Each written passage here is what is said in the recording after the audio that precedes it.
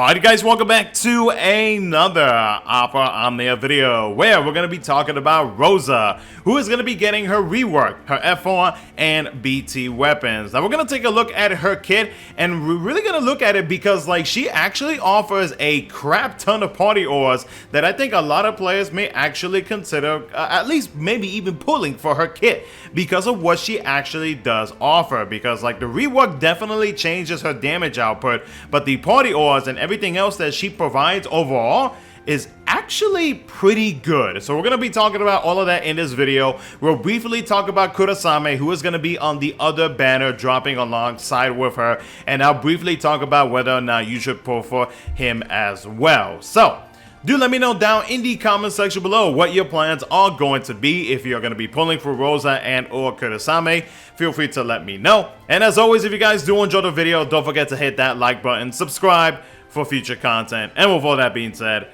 let's go ahead and jump right into it. A big thank you as always to all of my YouTube members for continuing to support what I do. If you ever thought about becoming a member of the channel, you can either click the first link in the description below or the join button below to check out some of the perks that you can earn for becoming a member of the channel. And a big thank you ahead of time if you do decide to become one. So we'll first start off with Rosa's rework. So her skill 1, Divine Blast, now deals 6 HP attacks that recovers 50% Brave in between HP attacks and deals 50% splash damage 2 times. Her skill 2, Prey, gains 3 uses. It now has instant turn rate that extends the duration of her active buffs by 1 turn.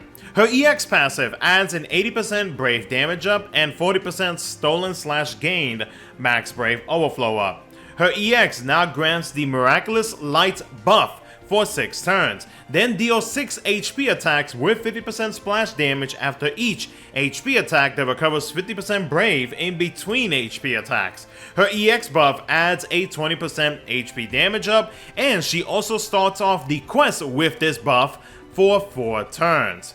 Now, she now starts off the quest with her LD buff as well for 6 turns. Her LD now allows for 180% gained max Brave overflow, then deals an AoE split HP attack 6 times that allows for 250% stolen max Brave overflow and recovers 50% Brave in between HP attacks. Her aim ability, which is her change Brave command, now deals 8 HP attacks that allows for 150% stolen max Brave overflow and recovers 50% Brave in between HP attacks. It also increases party's Brave by 50% of the HP damage dealt and increases the EX recast gauge by 20%.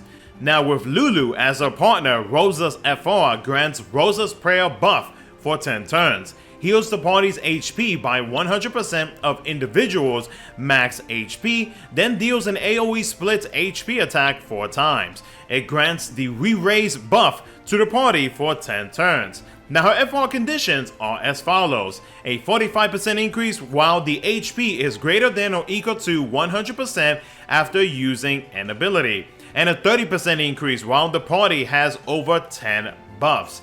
Now Rosa's BT effect lasts for 8 turns and grants the following. It triggers her new Holy Blade follow-up attack at the start of next turn. The party gains a 50% attack up, 20% Brave damage cap up, 20% HP damage up, 30% HP damage cap up, 20% HP overflow up, and a 50% Brave gains up. Now the Holy Blade follow-up attack deals an AoE full HP attack 3 times that allows for 150% stolen max Brave overflow. It recovers 20% Brave in between HP attacks, increases party's Brave by 20% of the HP damage dealt, and heals the party's HP by 50% of the HP damage dealt up to 40% of max HP. So let's talk about whether or not you should pull for Rosa in the upcoming banner. So Rosa, a very strong ore bot. When I actually sat down and looked at what she offers as a character, because of course we do have many strong and still very much viable good support characters right now on global, but Rosa, on the other hand, like when you take a look at the party ores that she does offer, like she offers a lot of good party ores, and I mean a lot. I'm not talking about like something like very little or something like in between the small and big. I mean, like she provides a very good amount. And now that she is going to be getting her BT effect, she's just going to add even more to that, making her a very strong ore bot. And especially with the rework that she's going to get behind all of that, she actually is going to be a very strong and probably a desirable support character to a lot of players. Now, her skills, most of her skills, actually really all of her skills, provide consistent brave battery and healing, and she does that very, very well, especially when you get her BT effect. That is just another form on top of whatever abilities that you are using. You are going to be adding even more brave battery to the party and healing at the same time. So like basically what they are doing with Rosa is not only is her damage output getting upgraded, but also the fact of what she does best, being a very strong ore bot, having the ability to raise an ally with the buff that she grants to her teammates. Like she is also gonna be just adding more support, more brave battery, and more healing with the new BT that she is about to receive. So yeah, to my surprise, and this is coming from a guy who has not used Rosa in a very hot minute on JP, like she actually provides a very good amount of stuff. Now her damage output, like I just said, definitely gets a nice upgrade, especially that aim ability. That is the ability that you are more than likely going to be using unless you are needed to use some of her other skills. But like her aim ability, being able to deal 8 HP attacks as a support character, and then if you have a BT effect active, that's going to be 3 AoE attacks behind it. That's 11 HP attacks in total. And then if you take a look at the amount of HP dumps when it comes to her other skills, and then you add the follow-up, she actually does some pretty good damage for being a support character. And you are actually going to start seeing that more and more as we start getting some of the support characters that JP currently has that Global does not. Like example would be Lena. Whenever they do decide to release her, like her damage output becomes really, really good because of what she will get later down the line whenever she releases on Global.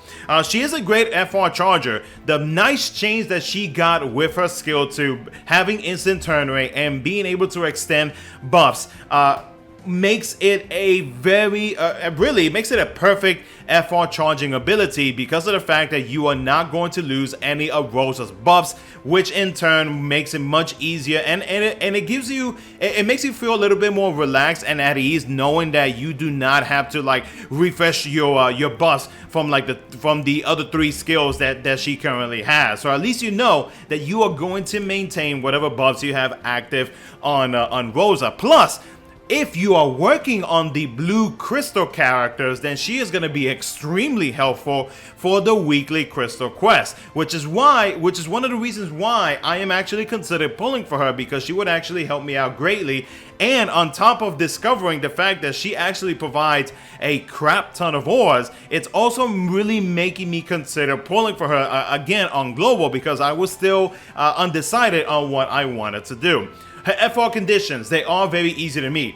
Just stay healed, have more than 10 party buffs, and you are good to go. You're going to be averaging around 75 to 80%. Yeah, 75 to 80% in increasing the HP damage bonus. So overall, I think Rosa is a fantastic support character with the changes that she is about to get, the rework that she is going to be getting with her damage output overall. I do think that she is a pretty good support character to consider pulling for. Is she a must pull for global players? I'm going to say no, she's not a must pull. She is definitely great to have, and with the upgrades that she's going to be getting, basically like everything that she had previously is just going to be even better, especially if you have that BT active on her. It's just going to make her a very, very good support character. Any newer players, if you are in need of a support character, then Rosa is definitely one to really consider pulling for.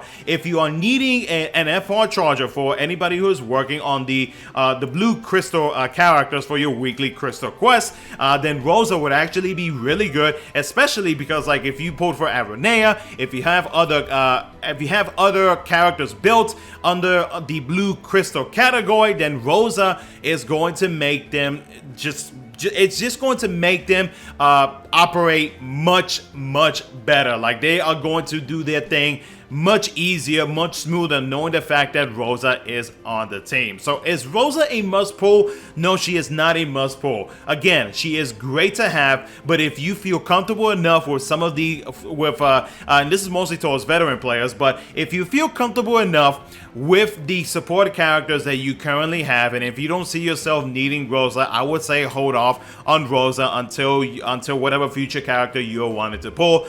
Again, for newer players, you need a support character, definitely pull for Rosa. She will not let you down whatsoever. Now, real quick for Kurasame. Kurasame, in my opinion, can still be used very much to this day on global, especially because of the fact that with his BT effect, yeah, his BT effect is short at 6 turns, but I do like the fact that it does make it so that the enemy does not gain any freeze whatsoever. His damage output is still pretty good. I do think that he's still very much a strong utility character to consider pulling for. In my opinion, though, I would say because of the fact that Setzer is going to be coming up very soon, and since Setzer does have his freeze debuff to control the enemy, the enemy's brave, I would say you could probably hold off on him unless you are really needing him right now. Then I would say go for it. I don't think he'll disappoint you whatsoever, but I do think that if you're wanting, like, that's one specific mechanic that both of these two characters share, then I would probably go with Setzer. But overall, like, Kurasame is still very much viable to this day on global for his utility. The fact that with his BT effect, he is able to provide that nice, lovely HP damage cap increase. So, like, yeah, overall, very good third slot character. Not necessarily a character that you would want to pull like right now, but later down the line, whenever he gets reran, if he got reran, I cannot remember if he did or not. Then yeah, like, you have another opportunity if he did get reran to pull for his kit. So he's definitely not a character that is like necessary to have. But other than that, though, guys, that's pretty much gonna be it for the video. Let me know what you guys think down in the comments below. And as always, if you guys did enjoy, don't forget to hit that like button, subscribe for future content. Thank you so much for watching. I'll catch you guys in the next one.